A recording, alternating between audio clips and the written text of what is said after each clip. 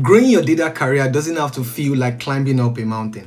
Well, except you like to climb up a mountain, you like mountain climbing. That's fine, do you? But I mean, a lot of people think that by just staying at the same place for some years, they automatically qualify for a raise or for a promotion. But it doesn't work like that. Talking and observing data leaders around the world, one thing you will see with the way they build their career is there's a strategic build of it. So talking about strategy, strategy demands that there are some things that you do and some things you don't do. In this video, I'm going to be pointing you to 5 things that I have observed that data leaders around the world did to build their career. Number 1, you need to learn to evangelize, or should I say communicate. And what that means is you need to be a very big talker of what you do. While I'm not saying that you have to go to LinkedIn, write every week or every day and talk about what you do, but in the company where you work, you have to make sure that people see your job. You build a very important dashboard, you have to talk about it. One thing that does for you is maybe you even get feedback. You get feedback from what you've done. Everybody also sees that you're actually actively contributing to the success of the company. So you need to be the first person that talks about what you do. I always encourage people to attend product demos in their company, give a speech, talk about what you're doing. What that does is that it brings you to the limelight. And it also helps you to learn to communicate. I think that aside from taking courses and talking, communicating and trying to explain data science concepts to non-technical audience really helps you to think about those concepts even deeply. Really helps you to see what does this mean, how does this work, and also helps you to learn even more a lot. Like it is said, if you cannot explain it simply, maybe you also don't understand it well enough. So the first point I would say is you need to evangelize. You need to talk and communicate your results to technical audiences, to non-technical audiences. Let people see what you build. If you build an ML app, that's great, but you need to talk about it. If you build a dashboard, you need to talk about it. What that does is help people to really appreciate your job. I remember at my first job, my manager told me, said, "Samson, you do an amazing thing, but I need you to make the company know that you do amazing stuff." And that has stuck with me for some time. You need to help the company wherever you work, and even if you don't mind the whole world, probably we have social media networks now to see the amazing thing you do. The second thing that I want to talk about is something you have to be careful of. Don't just use fancy stuff without good reason. So the data science field is constantly evolving. There's a new library, there are new algorithms being built, there's this, there's that. What I found or what I've noticed a lot of times is people basically just jump on trends. Now everybody is doing ChatGPT. The next thing you want to do is also take ChatGPT and apply it to a project. That must sound nice, but sometimes it's not a good thing to do. I've seen and I've observed a lot of people trying to kill a bird with a machine gun when it is more cost saving and it makes a lot more sense to just use maybe a bow and arrow or a catapult. So if you don't need to use a fancy stuff in your ML algorithm or your pipeline building, don't use it. Basically focus on what is important for what you need to get your job done. So don't just jump on trends. Instead of jumping on trends, I think what I always advise people is to really understand what is the fundamentals of data science. Because why the trends will change, why there will be new algorithms, more powerful things in the future, the basis of how these things are built, the statistics, the mathematics behind them would still be the same. So if you understand that, you would most likely also understand every trend that comes out.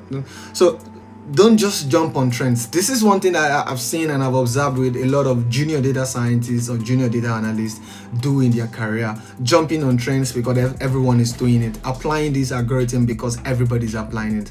So don't just jump on trends. The third thing you want to do if you want to build your career in this year is project management.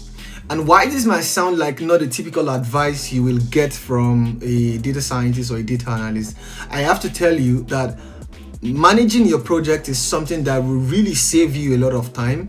And if you can save time on projects, it means that you can do a lot more. And if you can do a lot more, your company will be happy with you. Everybody who works with you will be happy with you. Project management, I believe, is something that every data scientist or a data analyst or a data engineer should be able to do. You should be able to understand the complete projects that you are doing and be able to break it down. It becomes even more important if you lead a team. If you lead a team, you need to be able to explain to your team, I need you as a data engineer to start with helping us build this pipeline or connecting to this API and sending the data to our database. I need you as a data scientist to be able to build a machine learning algorithm for us to be able to and supply the results into the database. I need you as a data analyst to be able to build a dashboard for us that shows the trend of our numbers on a month-to-month or year-to-year basis. So project management would really help you. An understanding of the whole pipeline will really help your project management. And if you can do project management well, it also means that you're a leader. And if you're a leader, I would say you would really go far in your career. So learn to use Jira, learn time management, project management as well, learn how to manage resources, learn how to manage people, and that would qualify you and bring you to the limelight if you're trying to build your data career this year. The next thing I want to also talk about is, which I've also observed, which is a mistake that I've made in the past and I see a lot of people make now that I lead a team, is build what people need. Don't just build what's nice to have. And this is typically a problem that I've seen with people. Generally, data scientists or data analysts like to feel good. Maybe data engineers not so much because their work is more on the back end. But data analysts and data scientists like to feel good. They like to build the most sophisticated dashboards, the most interesting with dashboards with a lot of buttons here and there. And it then ends up that nobody uses them, because they are nice to have, but they are not important. I would say, instead of building nice to haves, build what's important. Really, before you start a project in a company, ask yourself, is this a nice to have, or is this very important for the direction the company is going? If it is a nice to have, then maybe you just want to feel good with it, with your ego, and it should be like a side project. If it is a very important project, then it becomes priority. When you do more important projects and not just nice to haves, what you do is you make yourself very valuable wherever you work. So instead of spending time to build projects that are just nice to haves and projects to make you feel good, build projects that are absolute necessities. Necessities become something that brings you out there, important stuff. The fifth point I want to talk about is documentation and reproducibility. Documentation ensures that your work can be easily handed over to other people. It also takes me back to my first point about communication. You are able to easily communicate what you've done.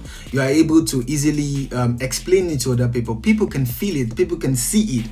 And I always advise, don't just try to write your documentations at the end of your work. Try to write your documentations as you build. That way, the documentation is fresh and is a lot more easy. Write a proper README file if you're building a repo. Write a proper documentation in your Confluence or Notion or wherever thing your team uses. Write proper documentation. That serves both everyone who tries to get on your project and also your future self. You know, we live in a time where we are lucky that we have very powerful AI tools that can help us to be better data scientists and better data analysts or better data engineers. And with ChatGPT, for example, you can do a lot more that you probably don't know. I have a video where I actually show you 6 things that ChatGPT can help you to do to become a better data analyst or a better data scientist. You should check it out here, and I'll see you in the next one.